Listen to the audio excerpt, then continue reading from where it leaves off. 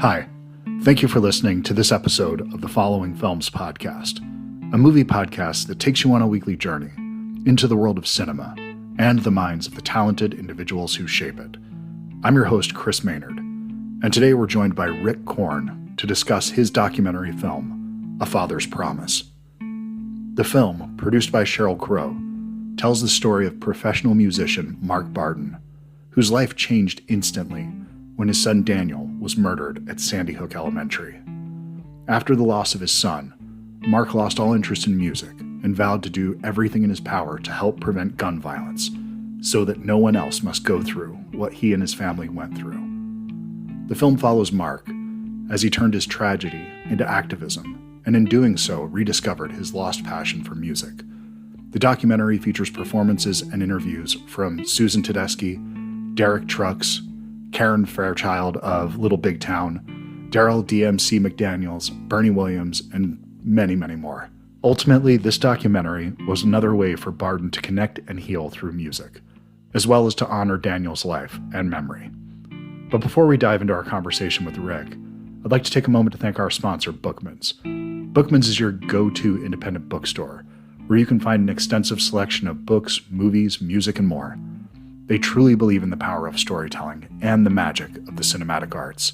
So if you're looking to expand your film collection, be sure to visit your nearest Bookman's. There's always something truly wonderful to discover. Have you followed the Following Films podcast on Spotify? If you have, well, thank you. If you haven't, head on over to Spotify, search for Following Films, and give us a follow. It really does help the show. A Father's Promise world premiere and North American theatrical run begins on December 8th in New York City. For more information, go to afatherspromisefilm.com. I hope you enjoy the show. Thanks.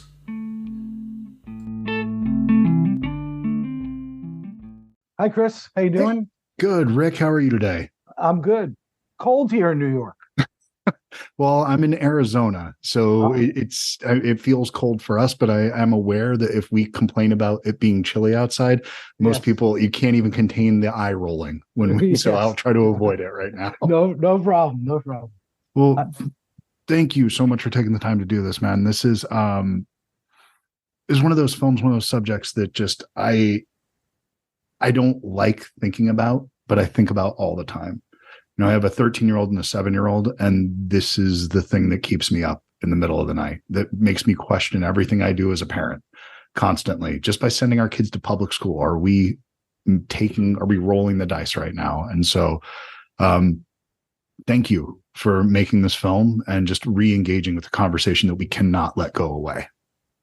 Thank you. I'm in this for the same reasons that you are. I've got 6 granddaughters who are as adorable as me, and I've got 2 daughters and a son.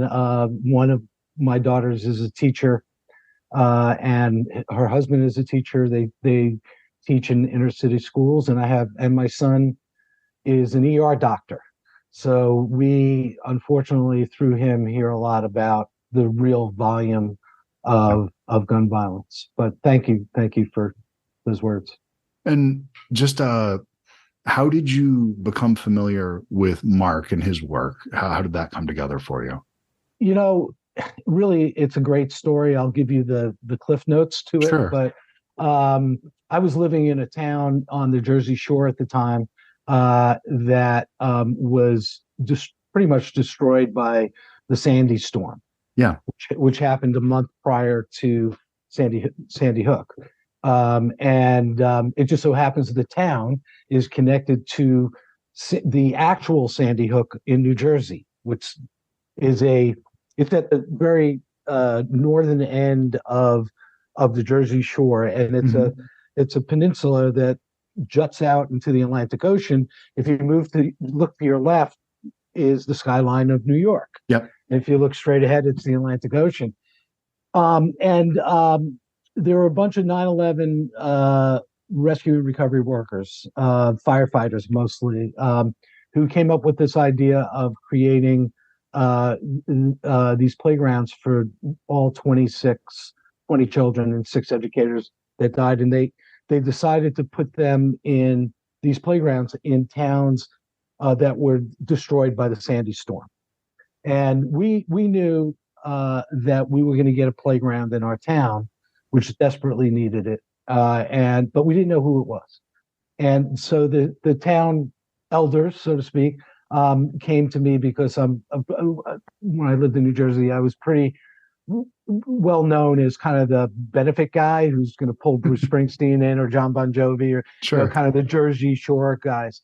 And they came to me and said, we need to raise money for this playground. We don't know who the parents are yet, but we need to raise money. Would you do a concert? And I said, of course. Gun violence. My father-in-law was shot and murdered on the subway on the way to work.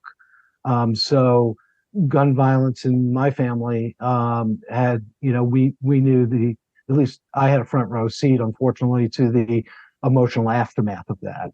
So I was honored to be asked to do it. And then we found out it was the Bardens, and Bill Lavin, who's in the movie, who was the head person at this organization called Where Angels Play. And he told us that Mark Barden and the Barden family, Daniel, was going to be the playground. And they also told me he's a musician. He's a professional musician. Wow, that's amazing. He said, but don't say anything, about playing the concert because he can't play music or anything. Right. And so I spoke to Mark in the fall of 2013 for the first time and told him what our plans were. And we didn't do the concert until the following summer.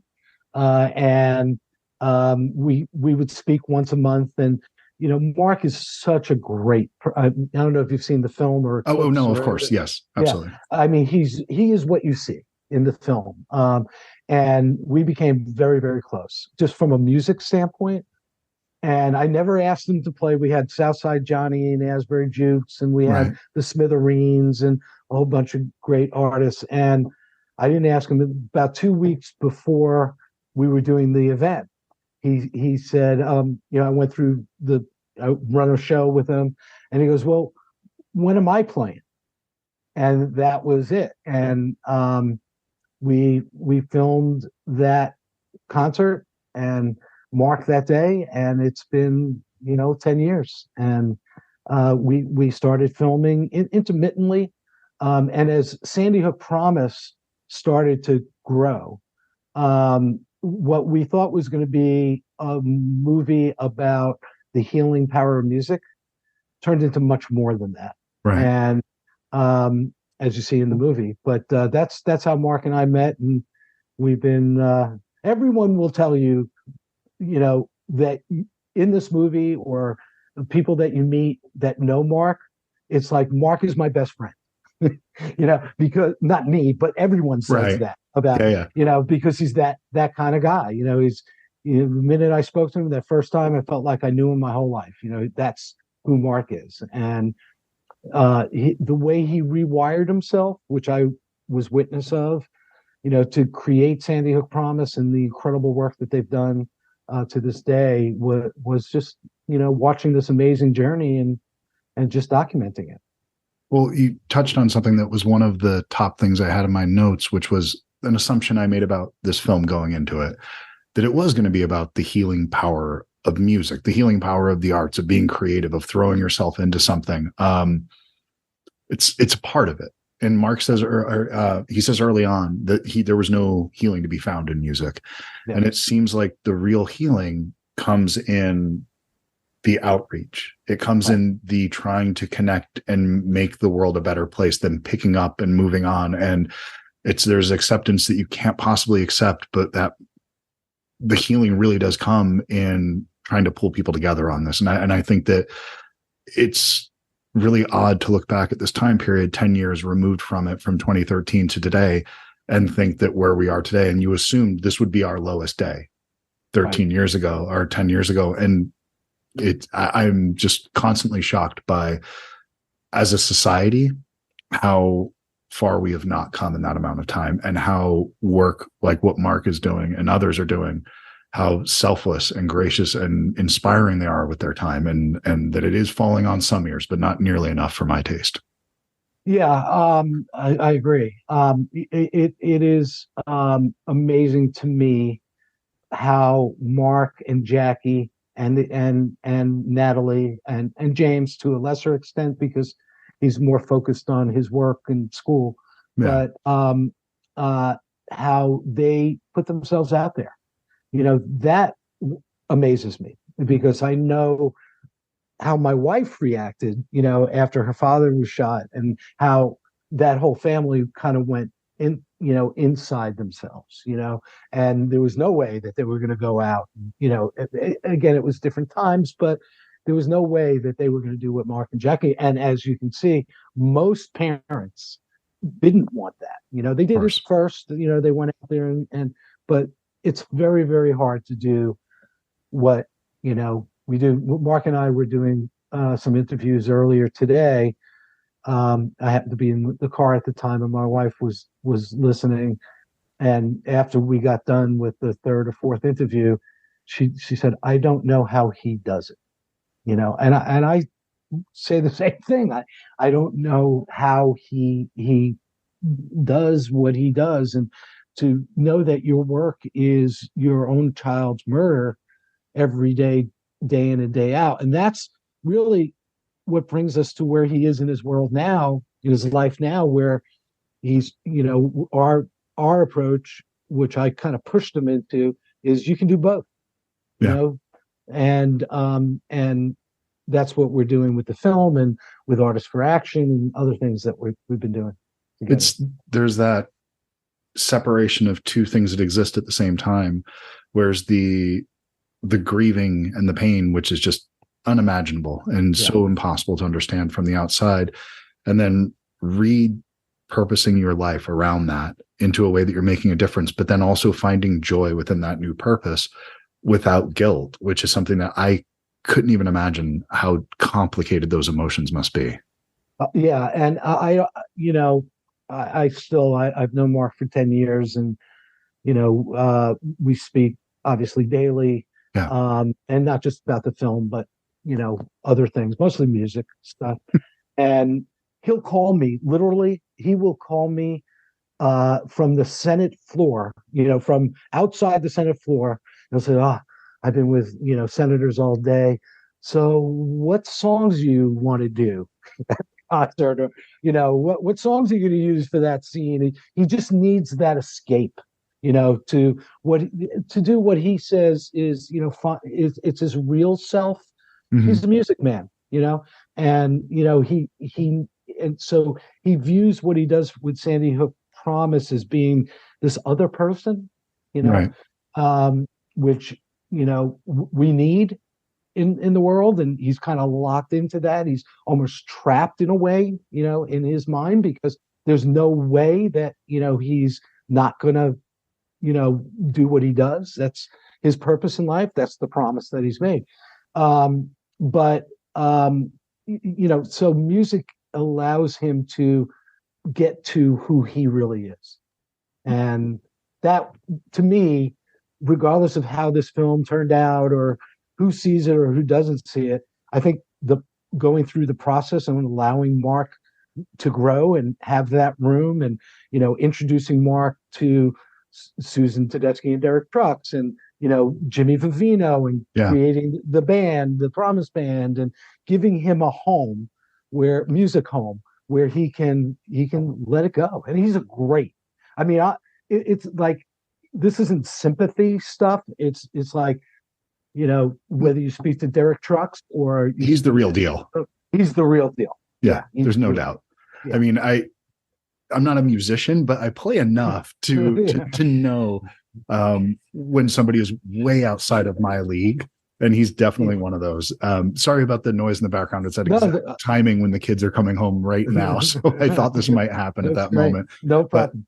But so I was wondering, structurally, though, the film feels like it's definitely a reflection of Mark as who he is. That not only in telling his story, but the way that you have songs play out, and that you have moments of lightness and grace and humor. But it's not just something that's this.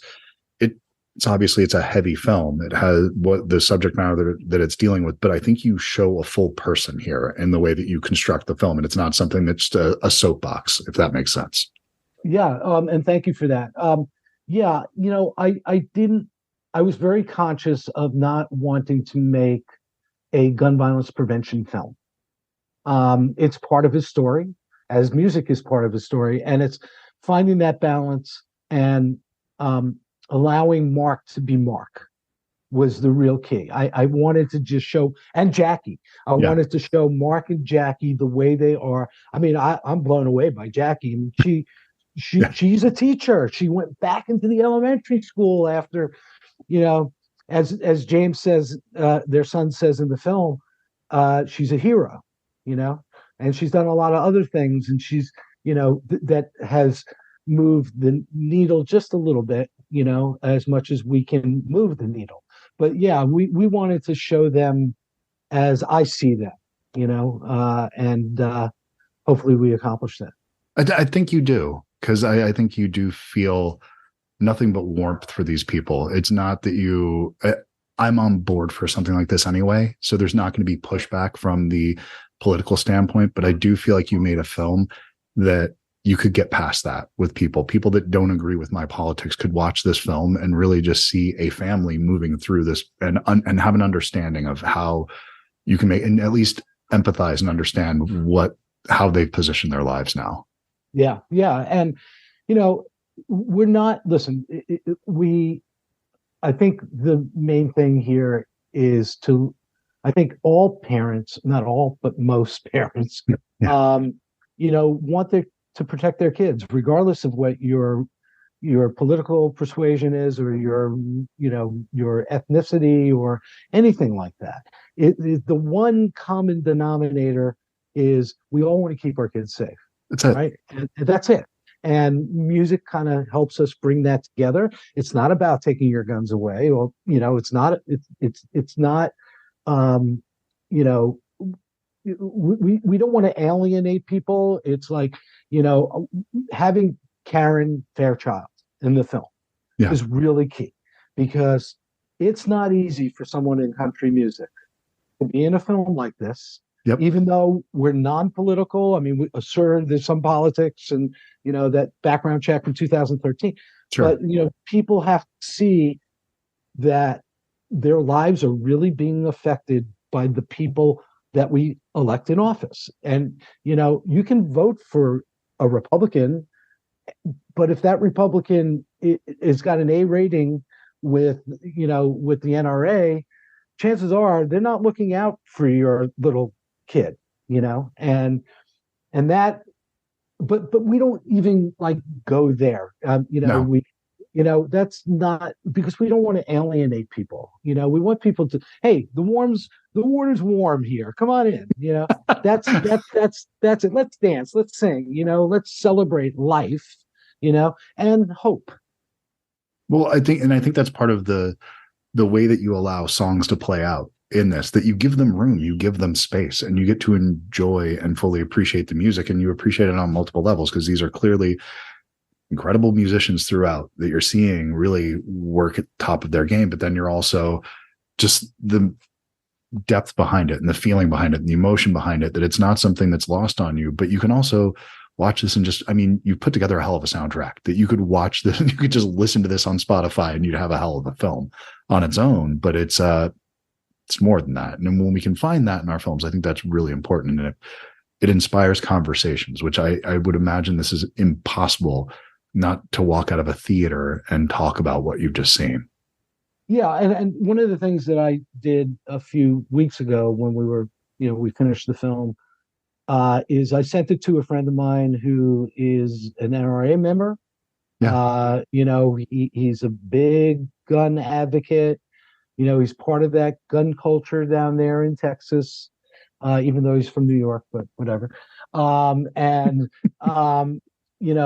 sent him the film because he's, such a staunch, Republican, don't take my gun away guy. Yeah, sure. And he said, Rick, I loved this film.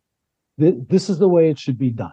You Yeah. didn't insult me, you kind of brought me in. And he said, I would push my friends to see the film. And That's he says, wonderful. I'm not telling you this because you're my friend, because he would tell me the truth.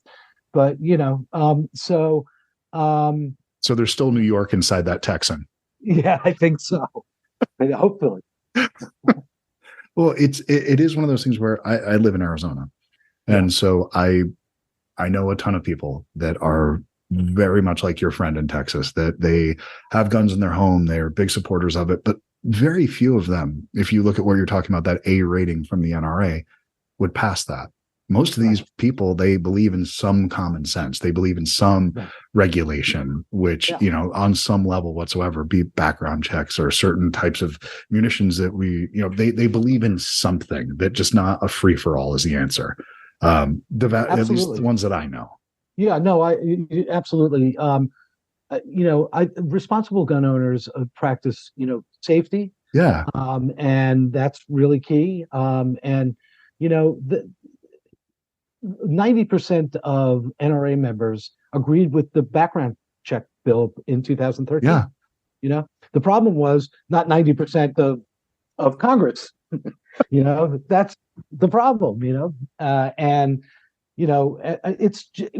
I think I'm hoping with this film and what we're doing with Artists for Action is that we got to get past that. We Mhm. got it's there's so much rhetoric out there about, oh, they're coming to take my guns away and no way, and whereas the 90% of Americans and 90% of NRA members want common sense gun laws. I mean, they've Yeah. got kids, they've got family, that they themselves want to stay safe, and bridging that gap.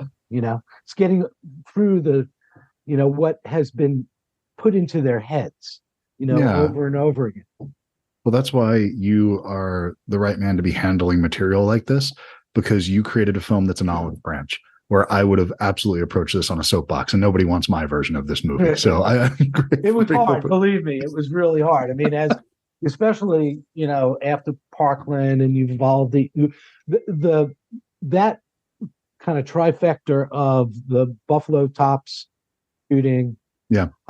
then a town near where I live in California, Laguna Hills, in a church, in an Asian American church, Yep. and then Uvalde. And I remember we literally that day, my partner and I were editing, and we edit like this, like we are doing now on Zoom. And so I see his screen and I'm able to direct.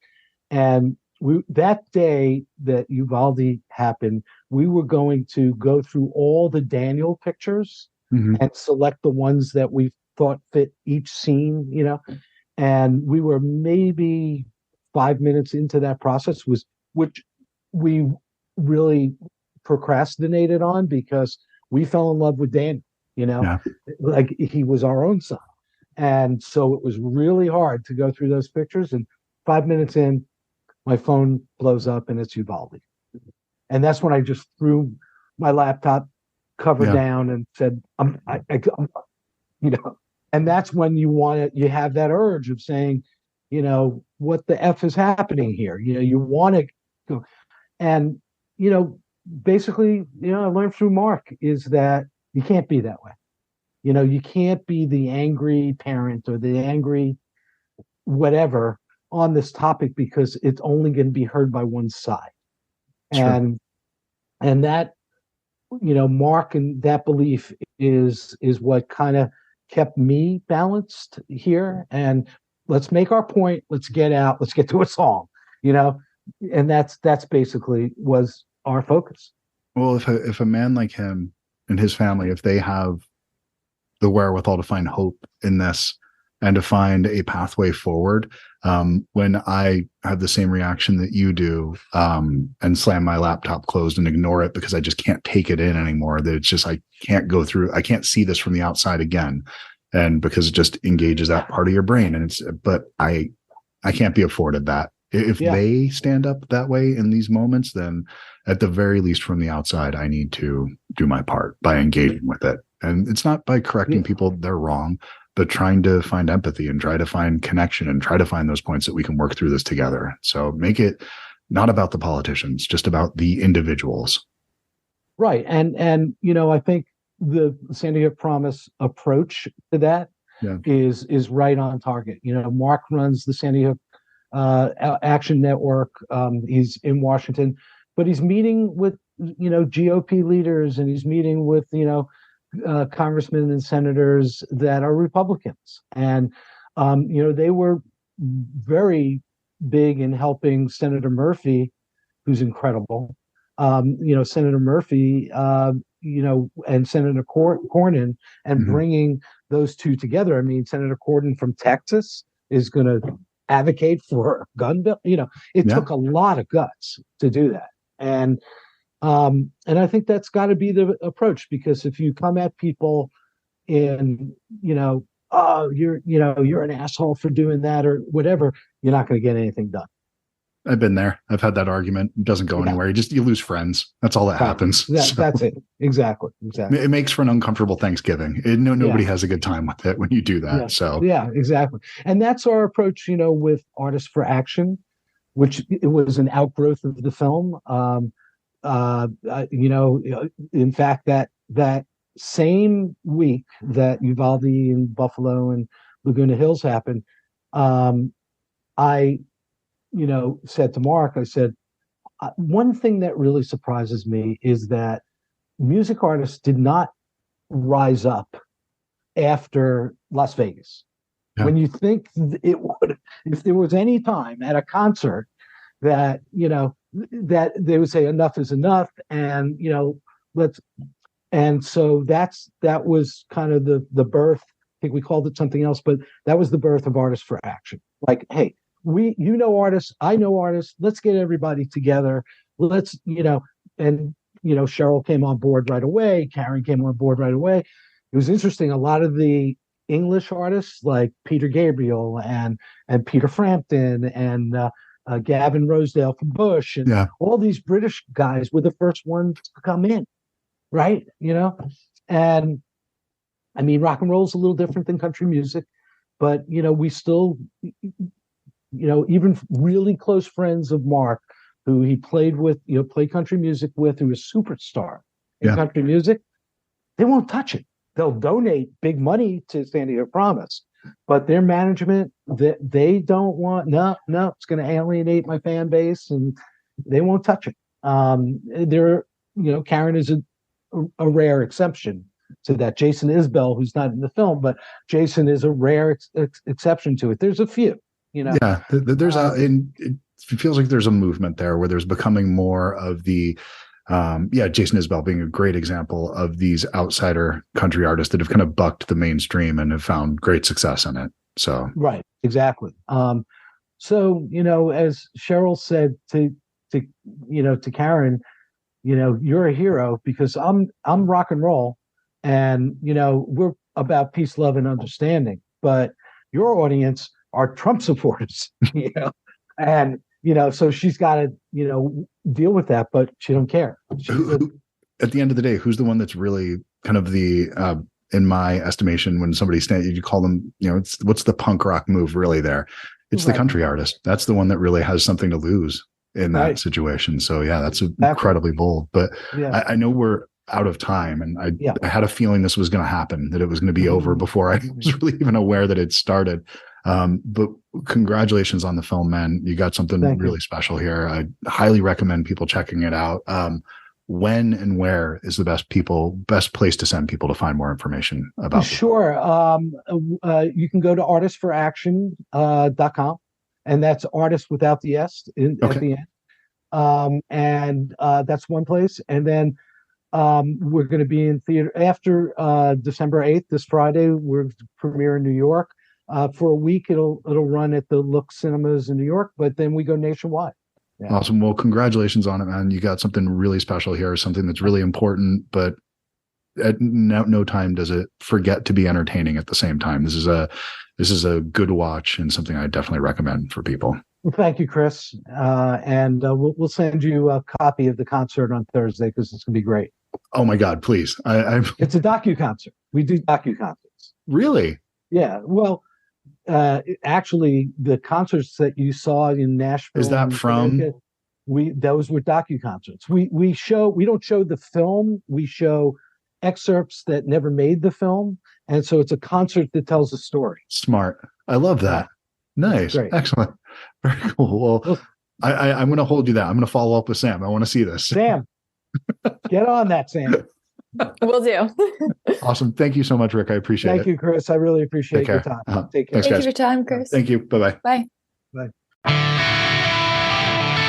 Time enough to figure you out. Time enough to write this down. Wish me luck, give me hope.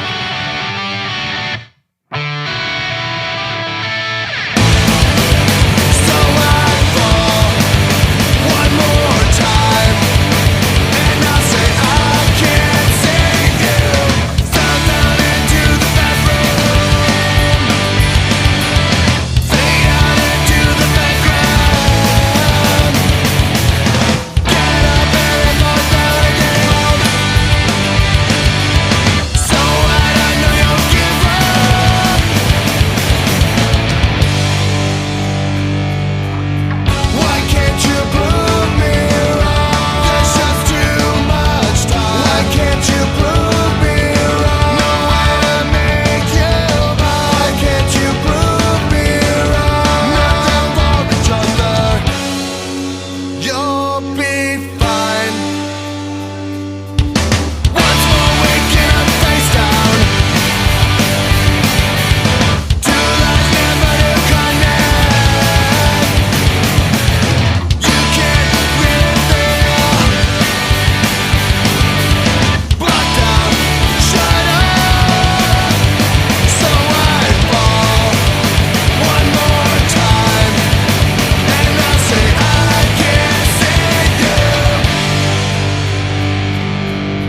Why can't you prove me wrong? There's just too much time. Why can't you prove me wrong? No way to make you mine. Why can't you prove me wrong? Nothing for each other.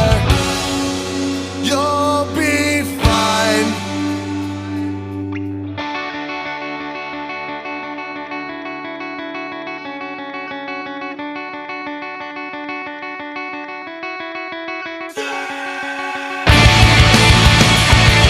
Save you now. Save you. Save you now. Save you. Save you now. Save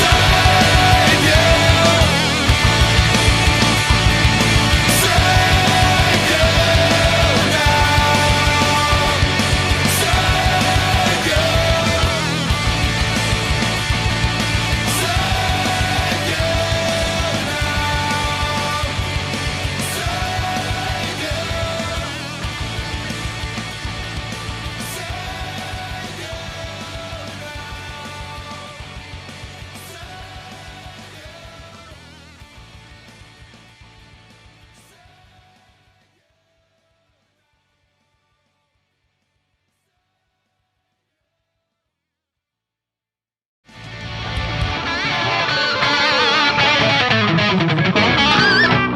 My voice cracked.